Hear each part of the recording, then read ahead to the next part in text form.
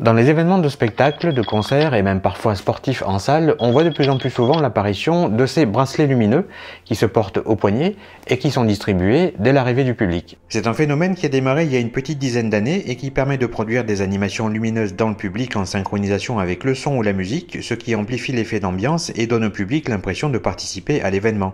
En tout cas, ça permet de créer un spectacle lumineux dans le public parallèlement à ce qui se passe sur scène.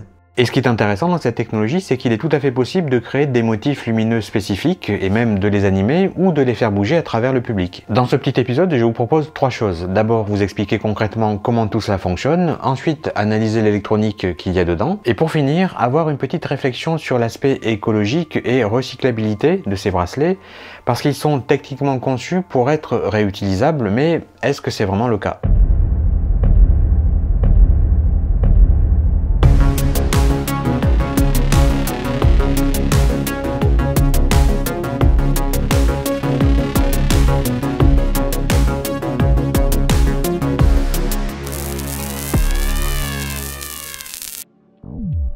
Je vais d'abord commencer par remercier les 4 personnes qui m'ont fait parvenir les bracelets qu'on leur a fournis lors de la tournée européenne du groupe Coldplay en 2022. Il s'agit de Damien qui réside à Charency-Vezin, de Guillaume qui réside à Dieuloir, de Jocelyn qui réside à Villeneuve-Tolosane. Toutes ces villes sont en France, mais il y a aussi un Belge. Et c'est Stéphane qui réside lui à La Louvière. Donc merci à eux. Alors tous ces bracelets viennent de la société québécoise Pixmob qui a lancé le concept il y a une dizaine d'années environ. On peut trouver sur leur site internet pas mal d'informations sur les produits et les projets, c'est assez intéressant. Et à propos de ces bracelets, il en existe de 3 types. Un premier à activation par infrarouge contenant 2 LED rouge vert bleu, un second également à activation par infrarouge mais contenant 4 LED, et un troisième à activation par radiofréquence contenant 2 LED toujours rouge vert bleu. Tous les bracelets en ma possession sont à activation par infrarouge et contiennent d'ailleurs plus que 4 LED puisqu'il y en a 2 à l'intérieur du boîtier et 5 sur l'enveloppe. C'est probablement une version actualisée de leur système. Je vais commencer par vous expliquer brièvement comment ils sont activés pendant ces concerts et vous allez voir que toute proportion gardée, c'est pas si compliqué que ça et c'est même plutôt astucieux. Autour de la scène sur laquelle se trouvent les artistes sont placés ces types de projecteurs motorisés installés sur une base. Mais ce ne sont pas des projecteurs conventionnels qui émettent de la lumière visible.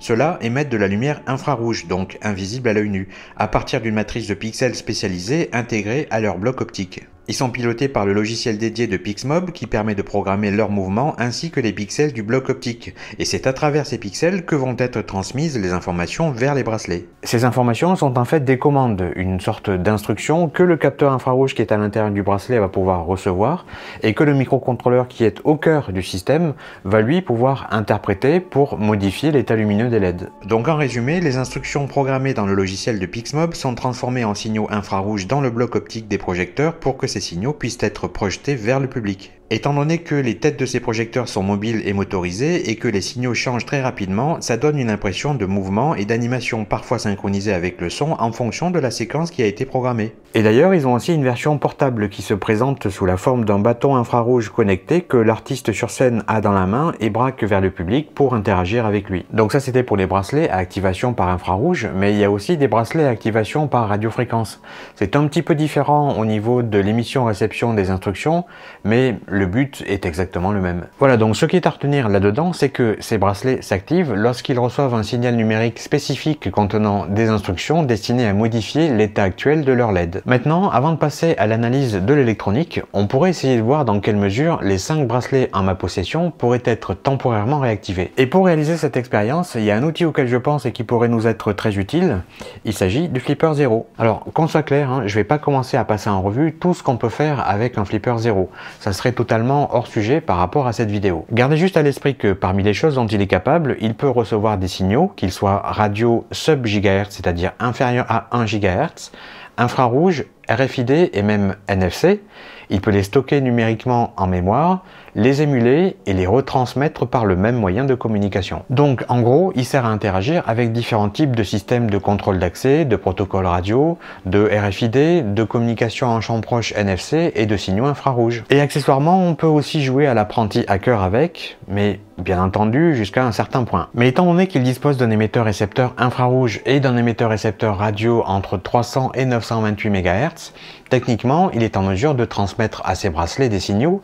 Encore faut-il savoir quoi leur transmettre. Et bien en fait, il y a déjà quelqu'un qui a fait la rétro-ingénierie du principe infrarouge de ces bracelets. Et il a notamment déposé sur sa page GitHub que j'ai mis en description un certain nombre de scripts pour le Flipper 0 qui permettent de les déclencher. Donc je les ai chargés dans la mémoire de mon flipper et je vais me contenter d'exécuter quelques cycles différents dans lesquels il transmet au bracelet des instructions basiques comme par exemple la couleur initiale des LED, la couleur de transition, la vitesse et durée d'atténuation et cela de façon plus ou moins aléatoire pour donner une impression de désynchronisation des uns par rapport aux autres. Alors évidemment, les projecteurs de Pixmob permettent d'obtenir des résultats plus complexes grâce à des signaux émis à partir d'une matrice de pixels infrarouges qui permet de piloter des centaines de bracelets individuellement. Alors maintenant, je vous propose de faire une petite analyse de l'électronique d'un de ces bracelets et éventuellement de voir à quoi ressemble la forme du signal reçu par le capteur infrarouge. Il est donc entièrement fait de plastique. Comme je le disais tout à l'heure, on trouve 5 LED ici sur l'enveloppe du bracelet et 2 LED à l'intérieur du boîtier avec en son centre le récepteur infrarouge. L'alimentation électrique est assurée par 2 piles LR03 de 1,5 V, donc sa tension de fonctionnement est de 3 volts. On trouve à l'intérieur un circuit imprimé flexible qui couvre toute la surface du bracelet, c'est ce qui permet d'avoir des LED qui épousent la forme du poignet.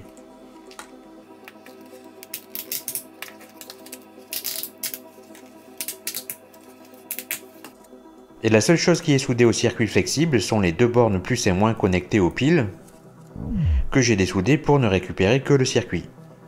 Et on se retrouve avec un circuit imprimé flexible peuplé de 44 composants montés en surface et une seule couche de cuivre pour les pistes. Pour les tests, j'ai soudé 2 fils pour l'alimenter en 3 volts à partir d'une alim externe. Je vais demander au Flipper 0 qu'il émette quelques signaux infrarouges à partir de son script et on va regarder rapidement à quoi il ressemble en sortie du récepteur dont la fonction est de transformer un signal infrarouge reçu en signal électrique. Et on peut constater que le signal qui en sort est déjà un signal numérique, ce qui va nécessairement faire gagner du temps de cycle au microcontrôleur qui n'aura pas à calculer la conversion d'un signal analogique pour l'échantillonner et le rendre numérique. Celui-ci est un second signal envoyé par le flipper, plus court que le précédent. Voilà un troisième qui n'est différent du précédent que sur la portion cerclée en rouge. Et un quatrième contenant un peu plus d'instructions que les deux précédents. Allez, passons maintenant aux composants. Alors, vous voyez en bas à droite que cette version 1.7 du bracelet date du 27 octobre 2021 et on a à l'image et sur cette portion du circuit les 4 principaux composants, à savoir le récepteur infrarouge ici, une des 7 LED ici, le microcontrôleur ici et une minuscule EEPROM ici d'une capacité de quelques centaines d'octets dans laquelle le microcontrôleur peut lire et écrire. Je remarque que son boîtier SOP de 8 broches est dénué de marquage, alors je ne pense pas qu'ils l'ont volontairement effacé pour pas qu'on l'identifie, je pense plutôt que le marquage est de l'autre côté, donc je le dessouderai dans un instant pour le vérifier. Et d'ailleurs ça semble être la même chose pour la mémoire, mais bon, c'est moins important de connaître sa référence. Un truc intéressant, étant donné que ce circuit ne contient pas de couches internes, ces résistances 0 ohm sont simplement utilisées en guise de pont entre deux pistes qui ne peuvent pas se croiser. Les 7 LED présentes sur ces bracelets sont en mesure de créer une couleur à partir des composantes rouge, vert et bleu, et ce sont ces 3 transistors qui vont chacun gérer une de ces composantes pour l'ensemble des LED. Justement, à propos de LED, en voici une en plan rapproché avec sa résistance de 43 ohms à ses côtés pour limiter le courant qui la traverse et la protéger d'une surintensité. Et on peut aussi apercevoir les 3 électrodes, rouge, vert et bleu, en gros c'est comme si ce genre de LED en contenait 3 indépendantes les unes des autres. Dans une minute, je vous ferai un petit résumé de comment tout ça fonctionne à travers un schéma explicatif, mais pour l'heure, on va essayer d'identifier le microcontrôleur. Donc je le dessoude du circuit. Et j'en profite aussi pour faire de même avec le récepteur infrarouge pour le cas où l'envie me prenne de vous montrer ce qu'il renferme. Et comme je le pressentais un petit peu, le marquage se trouve bien sur l'autre face de ce composant. Et ce serait donc un microcontrôleur 8 bits compatible MC81F du fabricant Above, intégrant 4 kilo de flash ROM, 192 octets de mémoire RAM et un convertisseur analogique vers numérique 7 canaux sur 12 bits. Bon, de toute évidence, comme le récepteur infrarouge lui fournit déjà un signal numérique, il ne doit pas utiliser son ADC. Allez, pour le fun, je vais vous faire découvrir ce qu'il y a dans ce composant et je suppose que vous aurez compris que la lentille en forme de demi-sphère sert à faire converger les rayons infrarouges en une toute petite surface à l'intérieur du capteur. Bon, j'aurais pu le passer à l'acide sulfurique comme je le fais traditionnellement pour analyser un semi-conducteur, mais j'ai eu la flemme de préparer tout le matériel rien que pour lui, donc on se contentera du chalumeau. Il y a donc 2 puces de silicium dans ce composant et je rappelle que chaque petit carré mesure 1 mm de côté, ça vous donne une idée de l'échelle. Je vais délicatement extraire les 2 puces de cette armature en métal. Voilà, la première est tombée, c'est celle-ci, elle était posée juste ici, à l'endroit que j'indique avec la pointe. Maintenant, je vais faire de même avec la seconde qui est ici. Voilà, elle a sauté de son socle, et vous avez donc à l'image les deux circuits intégrés qui ont chacun une fonction bien précise que je vais vous expliquer en les observant au microscope. Voici la première puce, elle mesure un peu moins de 2 mm de côté et il s'agit d'une cellule CMOS sensible aux infrarouges qui sera en mesure de transformer les rayons infrarouges en courant électrique très faible. Elle est connectée à la seconde puce via ce plot juste ici. Et voici justement la seconde puce qui, elle, mesure moins de 1 mm de côté. Il s'agit d'un convertisseur analogique vers numérique dont le rôle est de transformer le signal électrique que lui envoie la cellule CMOS en signal numérique filtré pour être exploitable par le microcontrôleur. Et pour réaliser cette tâche, il y a plusieurs dizaines de milliers de composants miniaturisés sur cette surface.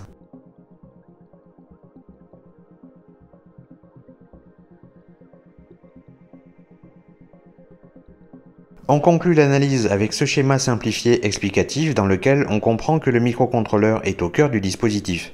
Le récepteur infrarouge lui envoie le signal qu'il a préalablement converti numériquement, le microcontrôleur le décode et l'interprète pour calculer le prochain état dans lequel il doit placer chaque composante RVB des 7 LED. Ce que j'ignore cependant, c'est la fréquence à laquelle tout cela fonctionne, en gros la cadence de rafraîchissement des LED à la seconde.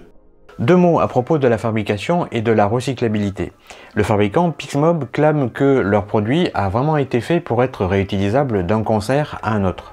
Et en effet, je pense que c'est le cas. Il est demandé au public de rendre les bracelets à la sortie parce qu'a priori, la seule chose qu'ils ont à faire pour les réutiliser est de les nettoyer avec une solution alcoolisée et de remplacer les piles. D'ailleurs, c'est un petit peu ce que j'ai fait, j'ai simplement remis des piles neuves et ils sont à nouveau opérationnels. En revanche, petit bémol sur la quantité de piles que ça requiert. Imaginez un concert avec 60 000 personnes, comme ça peut être le cas avec n'importe quel gros artiste, ben ça requiert quand même l'usage de 120 000 piles.